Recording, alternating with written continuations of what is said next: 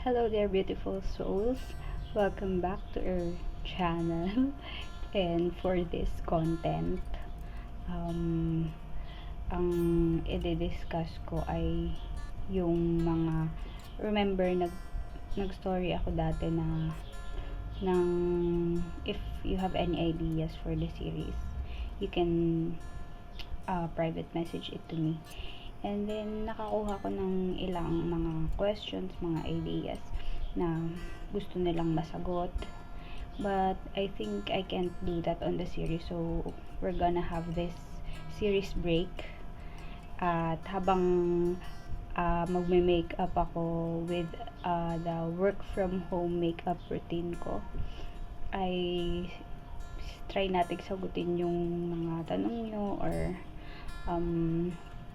i-discuss natin yung mga bagay na mostly dilemma ng mga women. So, let's go! Yung mga nakuha natin na ideas, parang mostly for relationship siya. Romantic relationship. So, tayo daw women, madali daw tayo magtampo. Tapos pag nagtampo, or may ginawang kasalanan sa yung partner mo, mag-overthink ka. And then, mag-explain sa yung partner mo, pero sabihin mo, hindi ako naniniwala. Or, dumarating din yung point na, ewan ko sa'yo, bahala ka sa buhay mo. So, para sa case na to, mostly sa mga couples yan, right?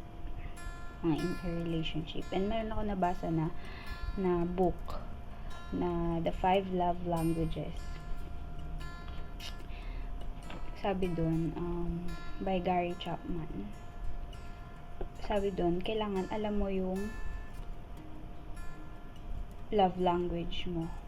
So, yung 5 love languages na yun ay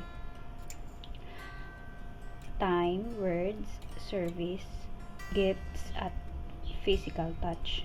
So, yun yung 5 na love languages. Ako kasi, yung love language ko, I think, service. Service yung una, tapos, siguro saka pa yung words. So, pag yung love language ko ay service, ibig sabihin, dalhan niya ako ng tubig, ganun. Or, yung pag-uupo ako, ihilay niya yung chair. Mga ganun, yung mga acts of service. Siya, halimbawa, yung love language niya ay ano ba yun, hindi ko napili. Ay gifts. Matutuwa ko nun, pero konti lang yung points nun sa akin.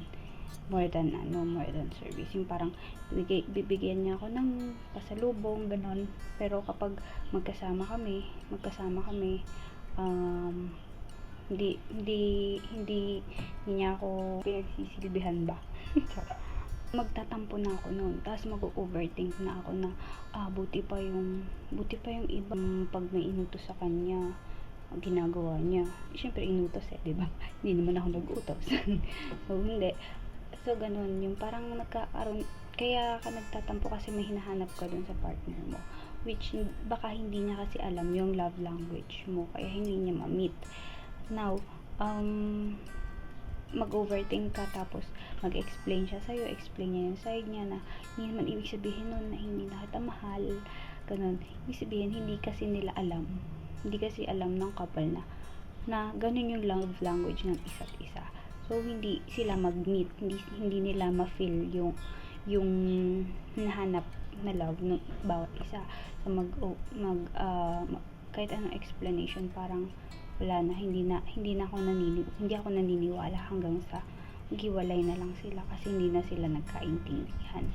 So, mahalaga pala na nakalimutan ko na mag-makeup na pala.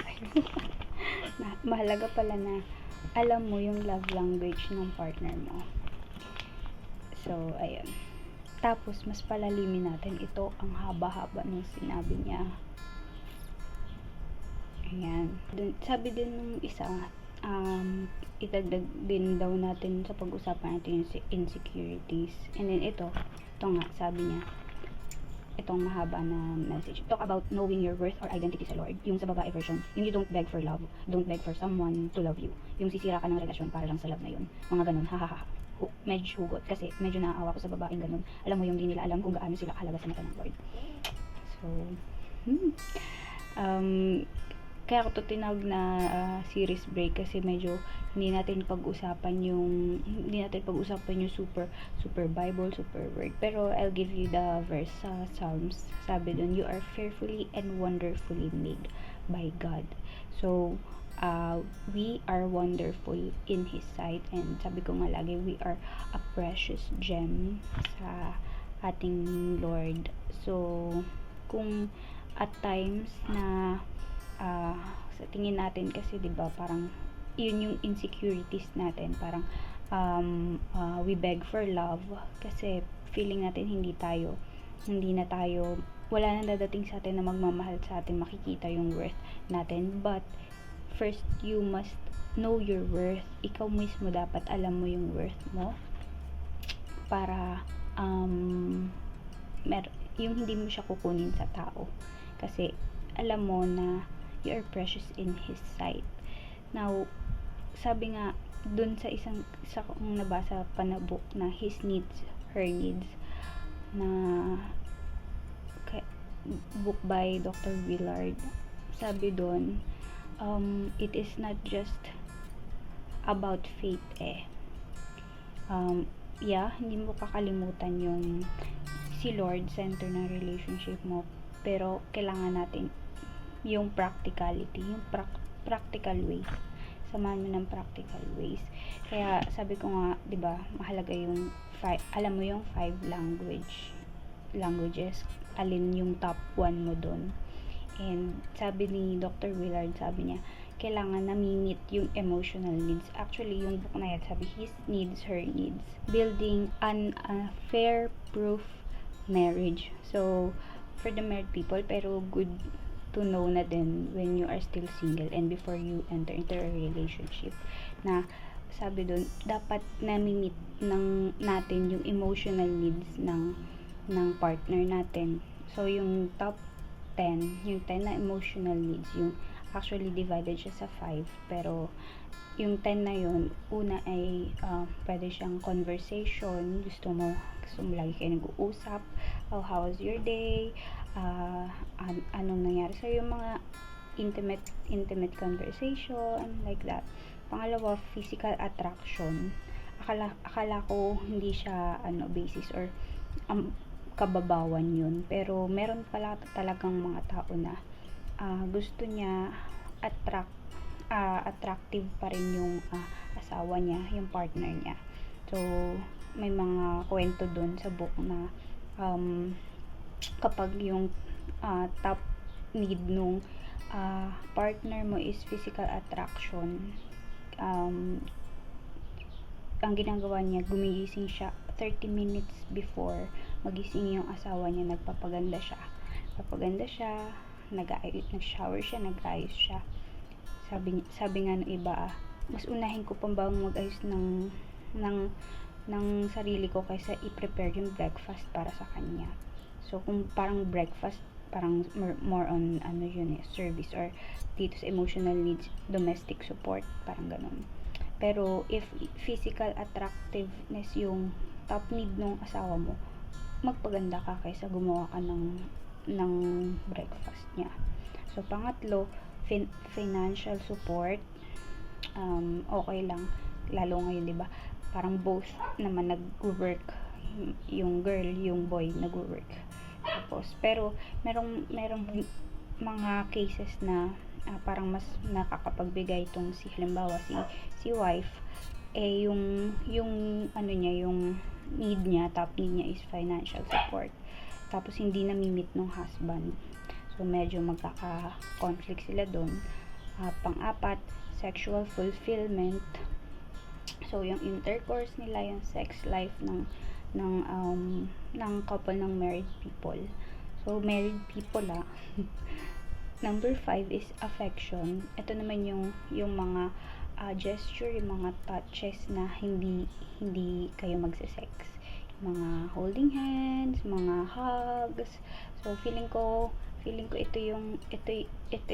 isa siya sa emotional need ko. So kasi yung mga hugs, pero hindi ko siya top need. Kasi ang top need ko nga, sabi ko sa inyo kanina, ay service, domestic support siguro. Domestic support siya sa emotional needs. So ayan. 5. Number 6, yung recreation companionship. Recreation companionship, ibig sabihin, you spend time. Sa 5 love languages, time naman yung kanya. You spend time together na halimbawa, gusto ko na manood ng Friends, tapos manood ng Friends sa movie ng TV series, tapos siya ayaw niya nung ganun, gusto niyang tumugtog lang, jamming, ganon, para ma-meet yung emotional need ko na recreation companionship. Kailangan samahan niya ako kahit naboboring siya, and gano'n din ako sa kanya. Tapos kung yun yung emotional need niya. Number 7, honesty and openness. Ibig sabihin naman nun, transparent kayo sa isa't isa. Mag-makeup na pala tayo. Transparent kayo sa isa't isa. So, yung wala kang nililin sa kanya, kasama po ba yung past? So, nasa pag-uusap niyo yun. Pero, as much as possible, dapat transparent kayo sa isa't isa. Meron kasing mga partner na gusto niya, alam niya yung past mo. Alam niya yung past mo para hindi siya nagugulat. Kasi parang halimbawa, bumili ka ng sasakyan, so nasa book siya. Bumili ka ng sasakyan, ng second hand na sasakyan. Sabi nung nagbebenta sa'yo, okay pa po yan, ganyan, maayos po yan. Pero a year later or 2 years later, na found out mo na may problema pala, na iba pa palang problema yung sasakyan na bili mo. So parang dismayado ka. So ganun din sa relationship. If yung need ng partner mo mataas yung sa honesty and openness, magkakaproblema kayo kapag may nilihim ka sa kanya, or kasama din dun yung mga password ng Facebook mo, ng Twitter mo, ng email mo, ng phone mo. So kasama din siya dun. Kailangan transparent kayo sa isa't isa. It's not invasion of privacy, pero ayun lang talaga yung need niya. So kailangan mo i-meet. Now, domestic support, yun nga, act of service na linis ka ng bahay, pinagluluto mo siya, pinaghahain mo siya, something like that. Number 9, family commitment. Ibig sabihin kapag may mga event, mahalaga na dapat present ka. So mahirap siya sa mga OFW, LDR. So may mga instances na wala ka sa mga mahalagang okasyon sa buhay. Ayun. So number 10, admiration. So admiration naman, yun yung pag pinupuri mo yung partner mo na, ay, ang galing mo naman kumanta, or ay, ang sarap naman ng niluto mo kanina. So tumataas yung kilig level, tumataas yung meron kasing tinatawag tayong love bank. So parang kapag namimit mo yung need nung partner mo, parang nagde-deposit ka ng love dun sa love bank nung partner mo, tapos napupuno yun. So happy lang kayo, love lang kayo, something like that. Yun. So sabi dyan, knowing your worth and identity. Don't beg for love, kasi minsan may nasisirang relasyon. So yun, insecurities. Simulan natin sa insecurities. Bakit tayo na insecure? Kasi ma-insecure ka kasi makikita mo may makikita ka sa iba na wala sa'yo. So bakit nagkakaroon ng iba? So, sabihin na natin sa relationship, bakit nagkakaroon ng ng affair, third party. Bakit nagkakaroon ng third party? Bakit nagkakaroon ng affair or nagkakaroon ng third party o ng kabit? Kasi may need ka na hindi mo na-meet. May need yung partner mo na hindi mo na-meet. So, pumapasok yung affair kasi may ibang nag-meet. Parang mostly halimbawa sa isang mag-asawa, yung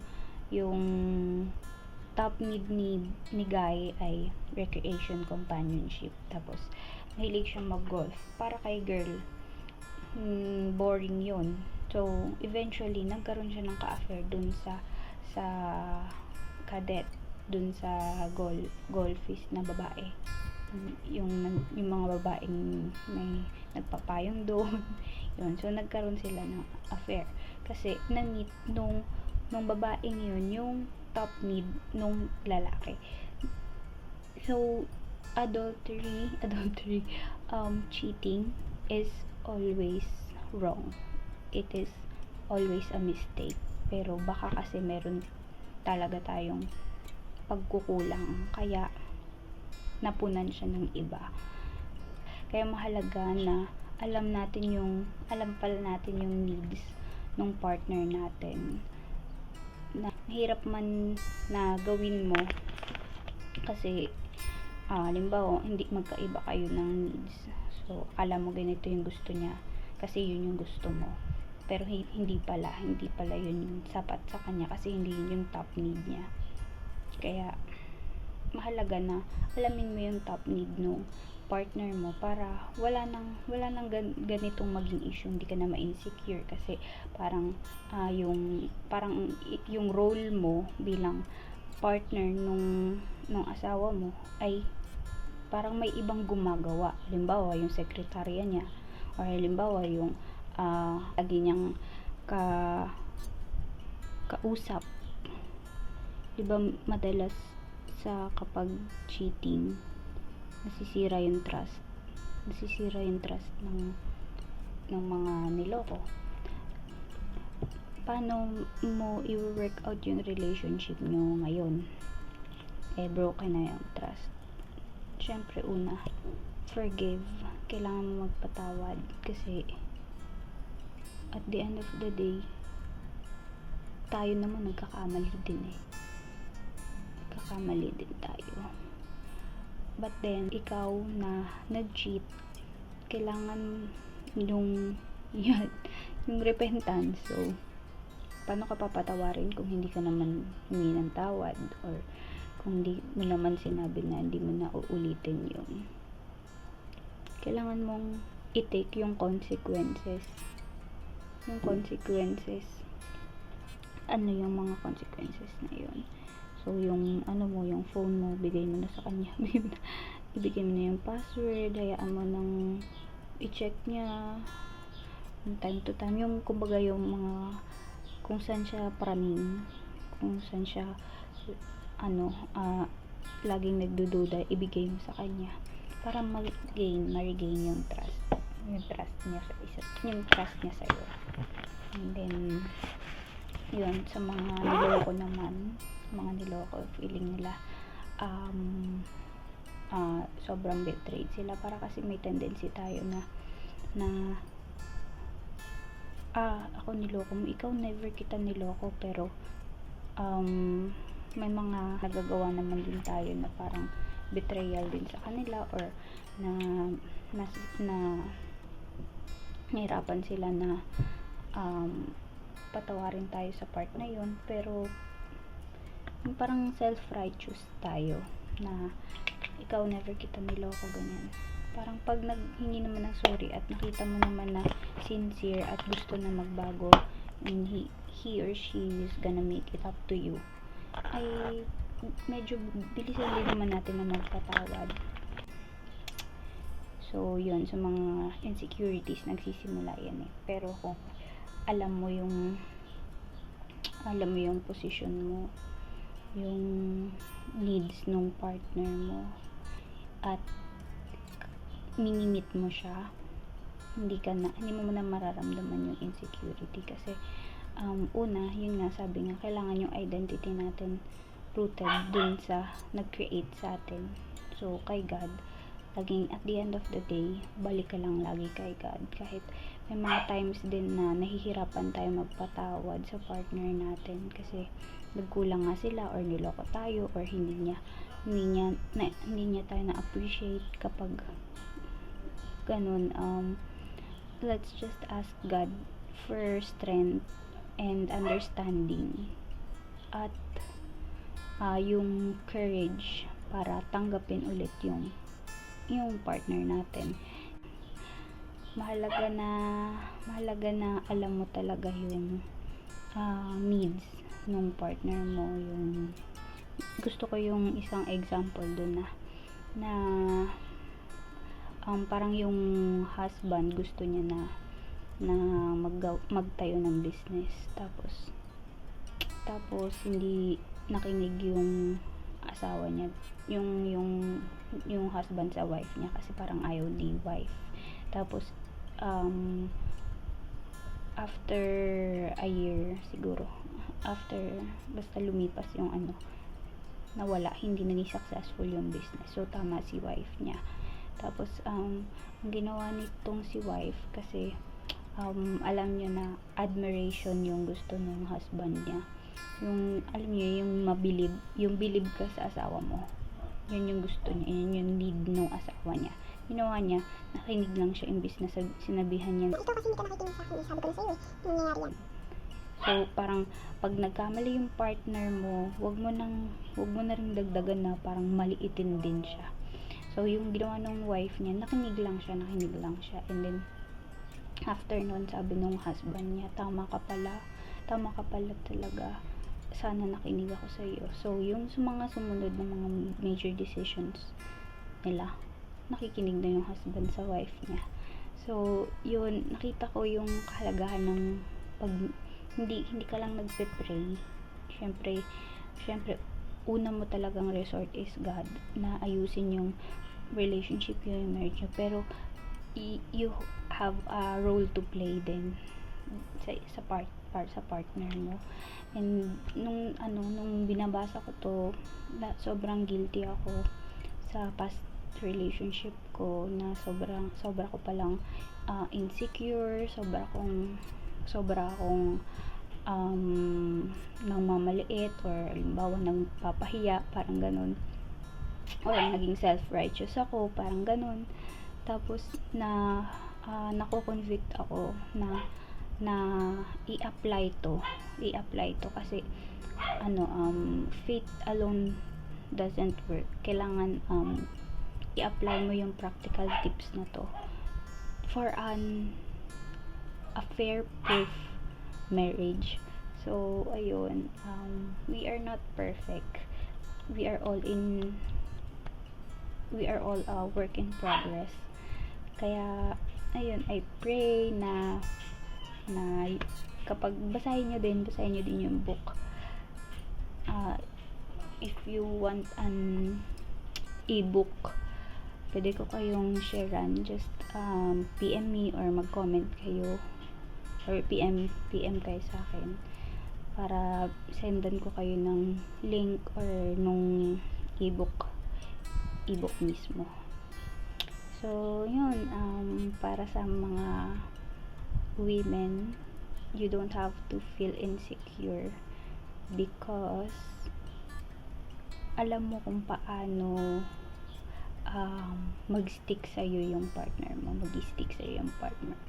mo, Una, pag-pray mo talaga kay Lord, and then apply these practical tips. I-meet mo yung emotional needs ng partner mo. So let me hear your comments, or kung na-enlighten ba kayo dito, or basta kung gusto nyo nung ebook, message nyo lang ako or mag-comment kayo, and let's strive to be a strong, God-dependent woman, strong Ibig sabihin, strong at heart, strong yung mind natin, yung perspective natin sa buhay, and God dependent. Always pray to God. Ask for strength and understanding to keep your relationship stronger. So, God bless, and don't forget to thank the Lord in all circumstances. So, ayan na pala yung everyday work from home look ko. Ganyan lang. Minsan lang ako maglagay nung eyeshadow pag trip ko lang. Tapos, minsan naglalagay din ako nito. Paano ba yun? Yan. Yan, ng Nature Actor. Kapag kita ko yung eye bags ko, yung pag sobrang hindi nakatulog sa buong linggo or ng ilang sunod-sunod na araw, nag-play ako niyan.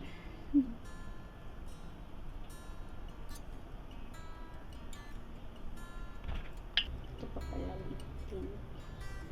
Kompleto yung look natin.